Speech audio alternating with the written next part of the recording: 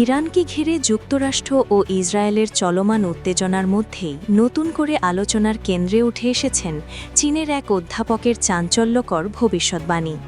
যুক্তরাষ্ট্রের চূড়ান্ত পতনের পূর্বাভাস দিয়েছেন এই অধ্যাপক। ইরান ও যুক্তরাষ্ট্রকে ঘিরে তার দেওয়া দুটি পূর্বাভাস ইতিমধ্যেই সত্যে পরিণত হয়েছে এবং তৃতীয়টি হল স্বয়ং যুক্তরাষ্ট্রের পতন।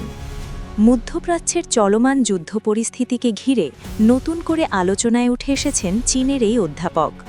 2 বছর আগেই তিনি পূর্বাভাস দিয়েছিলেন যে ডোনাল্ড ট্রাম্প আবারও মার্কিন ক্ষমতায় ফিরবেন এবং পরবর্তী সময়ে ইরানের সঙ্গে সরাসরি সামরিক সংঘাতে জড়িয়ে পড়বে ওয়াশিংটন। ইতিমধ্যে তার দুটি পূর্বাভাস মিলে যাওয়ার দাবি উঠেছে, ফলে অনেকেই তাকে চীনের নস্ত্রাদানুস বলে আখ্যায়িত করছেন। তবে সবচেয়ে বেশি আলোচনার ঝড় তুলেছে তার তৃতীয় ভবিষ্যদ্বাণী। সেই পূর্বাভাস অনুযায়ী ইরান যুদ্ধে পরাজয়ের মাধ্যমে ধ্বংস হবে যুক্তরাষ্ট্র। এই চীনা অধ্যাপকের নাম জুয়েকিন জিয়াং, যিনি বেইজিংয়ে দর্শন ও ইতিহাসের শিক্ষক হিসেবে কর্মরত। তিনি তার নিজস্ব ইউটিউব চ্যানেলে ভবিষ্যৎমূলক ইতিহাস বিশ্লেষণের ভিত্তিতে এই পূর্বাভাসগুলো দিয়েছিলেন।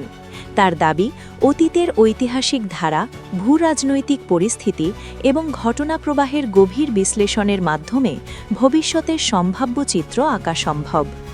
অধ্যাপক জিয়াং মার্কিন প্রেসিডেন্টকে ঘিরে মোট 3টি ভবিষ্যদ্বাণী করেছিলেন।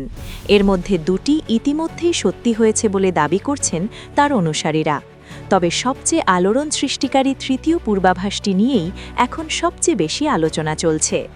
সেই পূর্বাভাস অনুযায়ী ইরানের সঙ্গে এই সংঘাতে শেষ পর্যন্ত যুক্তরাষ্ট্রের পরাজয় ঘটবে এবং সেই পরাজয় দেশটির জন্য বড় ধরনের বিপর্যয় ডেকে আনবে। জিয়াংয়ের মতে, ইরান ও যুক্তরাষ্ট্রের এই সংঘাত কেবল সামরিক লড়াইয়ের মধ্যে সীমাবদ্ধ থাকবে না।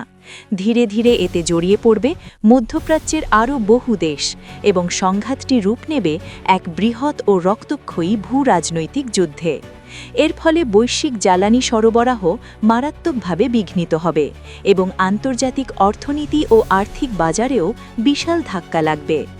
এছাড়া ব্রেকিং পয়েন্টস নামে এক সংবাদ সিরিজে দেওয়া সাক্ষাৎকারে জিয়াং বলেন, বর্তমান পরিস্থিতির গভীর বিশ্লেষণ করলে স্পষ্ট বোঝা যায় যে এই সংঘাতে ইরান কৌশলগতভাবে শক্ত ও সুবিধাজনক অবস্থানে রয়েছে, কারণ সম্ভাব্য মার্কিন সামরিক আগ্রাসনের কথা মাথায় রেখে ইরান দীর্ঘদিন ধরেই নিজেকে পুরোদমে প্রস্তুত করে আসছে।